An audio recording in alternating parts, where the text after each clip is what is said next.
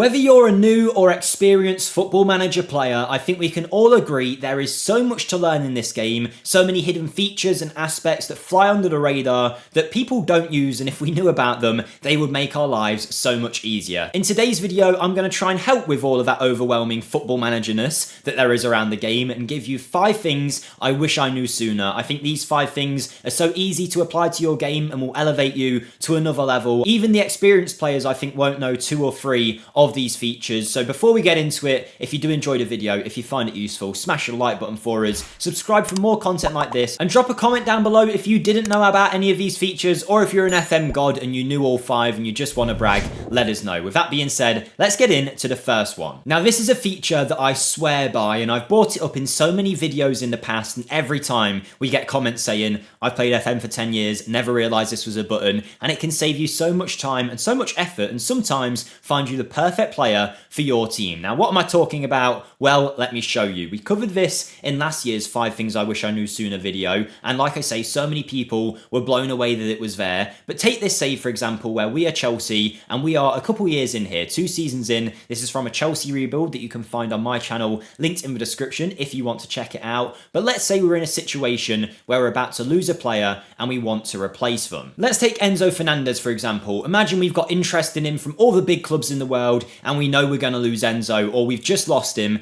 and we need to figure out a way to replace him. Now you could go out there and just scout midfielders in the hopes you find someone that has similar attributes to Enzo, or you can do this. Go over to the comparison screen, hit find similar players, and what this will do is filter around the world for players that have a similar skill set to Enzo Fernandez. You can see on the search here, it's looking for specific attributes that Enzo has: vision, long shots, passing, technique, to try and find players of a similar build. It's returned as 5 options here. Now Enzo is a very elite talent, so it's comparing some of the best players to him, but if you were to compare someone in your League 1 side, you get way more options than what we've got here. From here we can try and narrow things down. Maybe we think Granit Xhaka's a bit past it, Fabian is already at PSG, but what about Cooper Miners here playing for Atalanta? Suddenly we find a player that we might not have found before that has a similar skill set to Enzo, and we can replace him for half of the price that we might make from him. He's already got a lot of interest in him, and this was a great find that we got just from pressing a single button. But there's another way that we can apply this find similar players feature, and that's when you're looking to an alternative of a player that you're about to sign. So my scouts here have brought back loads of players. The best rated one for us though is Kavicha Kvaratskhelia. Now as great as he is, and as much as I'd like to have him at Chelsea,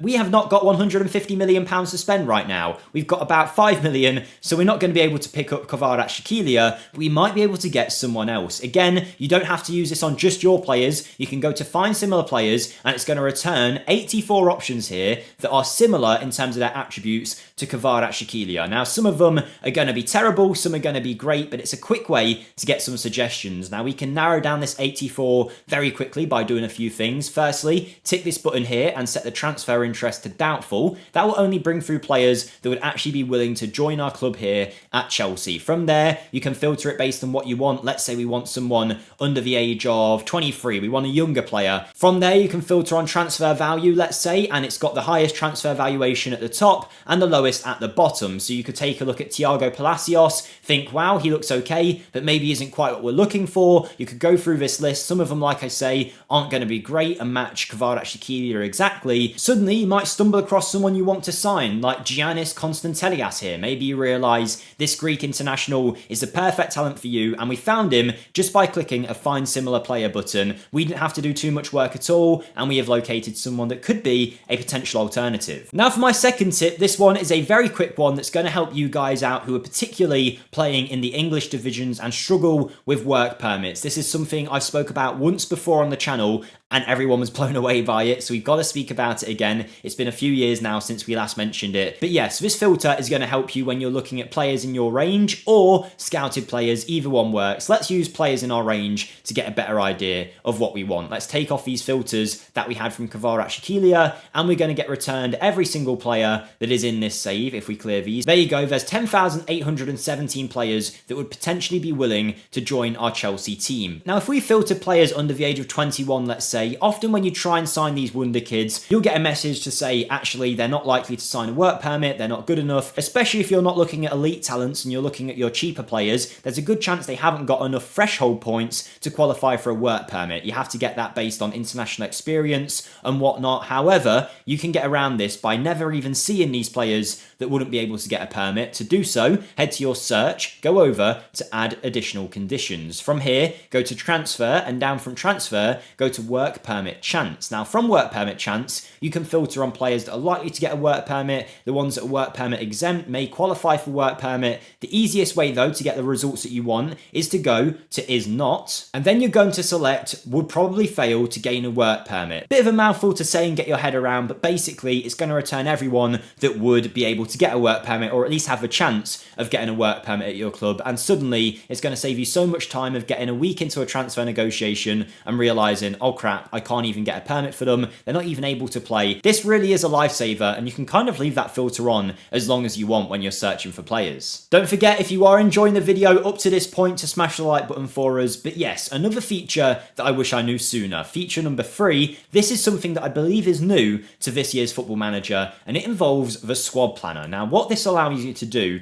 is really plan ahead with your team thinking in a way that you couldn't do before, or at least not many people were doing. So here in our squad planner, you've got everyone that is in your team in a certain position ranked in order. If we ask the assistant to suggest for every single position, he thinks Nkunku is our best attacking midfielder. Our worst is Cole Palmer. If you didn't know, you can click next season, the season after, to see how these players might develop. You can even filter out your under 21s and your under 18s into your team. But what you can now do with your squad planner, which I believe wasn't there before if I'm correct, is add players that aren't at your club to this screen that you might be interested in signing to get an idea of how the team would look with them in it. Let's say we're scouting, we're looking for an attacking midfielder, and we decide we want to bring in Takefuso Kubo, but we don't really know how he ranks compared to our other players, and we don't know whether we necessarily need him. Well, if you now go to the report section and then add to club squad planner, you can then go down and choose the position that you'd want him to play. Let's say we wanted to use him as a central attacking midfielder. We can add him to our squad planner. Now we can go across and we can ask our assistant to suggest again, and suddenly he's saying Kubo would be our second best attacking midfielder. From here, you can figure out, do we really want him? If we sign him, we're probably going to need to sell one of Cole Palmer or Chukwuemeka because they're not going to get game time, and it really allows you to plan ahead of time, because beforehand the alternative was sign Kubo, get him in your team, and then realise, crap, I've already got 10 people in this position, I'm going to have to shift them on. Then you're not able to, and suddenly you're left with problems and an overloaded squad. By doing this, you can get a good idea of if Kubo is better than Nkunku, if Kubo is better than Fernandez, if he's better than Cole Palmer, and it allows you to really get a grip of your team and where it's going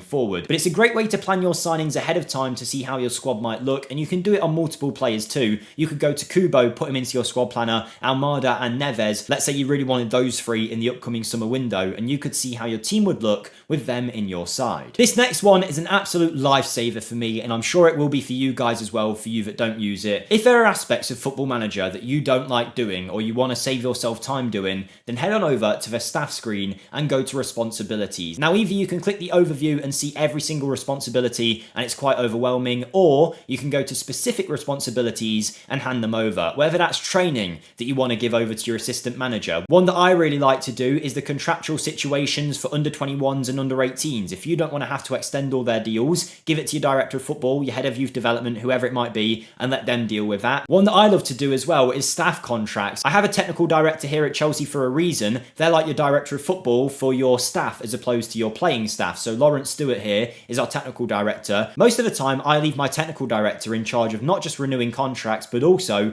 allowing them to recruit different staff members for the club. So it's taken out of my hands, and most of the time, they do pick up great staff members. As you can see, within a few years here at Chelsea, they've turned our coaching team into one of the best in the league. But that's not actually why I'm showing you the responsibilities tab. What I really want to focus on is a specific feature of the game that will save you so much time and make your life so much easier. Yes, those responsibilities are great, but if you go down and go to transfers and contracts and then go to offer via transfer room, what this allows you to do is set your presets of when you offer a player out. If you don't know, offer on transfer room is basically the new offer to clubs feature. So if you went to Axel Disasi and you didn't want him, it used to say offer to clubs. Now it says offer via transfer room. Basically, it puts him on some kind of market out there that other teams can look at. You usually start off with an unspecified fee and offer him out via transfer room. Then he'll go, and within a few days, you might get some offers. Now though, you can set some some presets for when you do this. So if we have a look, you can set an automatic specified value, whether that's selling them for 75% of their valuation, offering them out for 50%. This will be an automatic thing that happens when you sell your players. I don't necessarily like that one too much because I like to customize how much I'm offering each player out for. However, there's some great features when it comes to loans, particularly for your under 21s and your under 18s. What this allows you to do is add some presets for when you're trying to offer these players out for loan. For example, you can set it so when you offer them out, you're asking for 100% of a player's fee and you want them to be a regular starter, or you're just saying, I really want them to be a regular starter and these are the presets that I want. It will save you so much time as opposed to doing what you would have to do alternatively, which is go to David Washington, offer via transfer room, loan offer, set this to 100%, set this to 100%, select regular starter, offer him out, then go to the next player, Mason Burstow. You can see it's taken a lot of time just to click through all these filters, but let's see how it looks with the new responsibilities. If we go to our under 21 players and set the playing wage percentage to 100, the unused playing percentage to 100 as well, and always ask for regular starter, hit confirm. Now if we take a player who's in the under 21s, let's say Isha Samuel Smith here, and then we go to offer via transfer room and loan, you will see all of these filters are already in place. We don't have to click anything. We can offer him out straight away to the presets that we have put in. Okay, so that's 4 things that I wish I knew sooner in Football Manager, but there's one more to cover, and this is a brand new feature to the game that I just wanted to cover, and it's about how you sell your players now. You might have seen when you go to sell a player, there is this new hire an intermediary to sell players, and a lot of people have been a bit confused about when to use this and when not to. Now, this new intermediaries feature is great for trying to sell your deadwood players when you can't get enough for them, but this is the general process I would follow when trying to sell a player. Let's say we wanted Cole Palmer out here. The first thing that I would do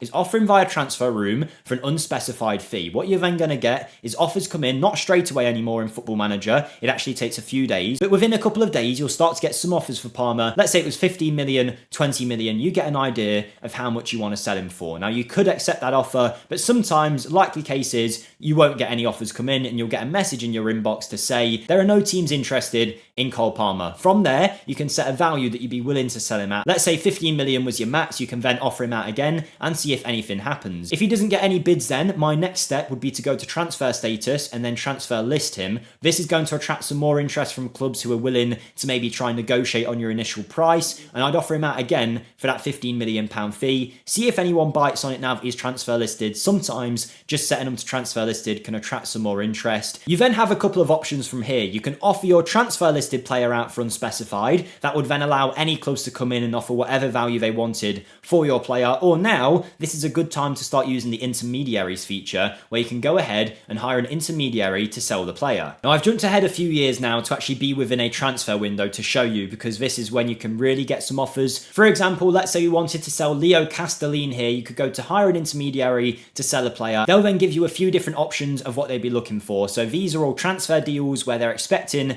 to bring us in 60 or 50k. Basically, they then take a fee, the percentage that's shown here, of the eventual transfer fee, but they do the work for you in terms of offering these players out and getting you in a deal. Different agents tend to have a greater reach than others and can get you more money, less money, take a different cut. So it's up to you to decide who you want to go with. Let's say you went for this man here, you'd sell him for maybe 60k, he'd take 6,000 of that, and he would offer him out worldwide and get more interest in Leo Castellin here. So it's a great way to try and get some interest if you can't, and that's a general process that I would follow if you're trying to sell a player. Offer them out first, then offer them out for a value you're comfortable with. If still nothing, transfer list them, offer them out for that money again, then maybe even go unspecified whilst transfer listed, or come straight to an intermediary who are going to do the job for you of getting a transfer fee in. It won't be as much as you might get originally when offering them out, but it's a good way to get rid of deadwood that you're struggling to move on. So there you go, that's 5 things that I wish I knew sooner in FM24. Let me know down below if you knew all 5 or if some of this was new to you. I'd like to think at least some of it would have been, but I definitely think these are all useful features that if you apply to your game, they'll take you to another level. Thank you guys for watching, don't forget to like the video, and I'll see you next time. Goodbye.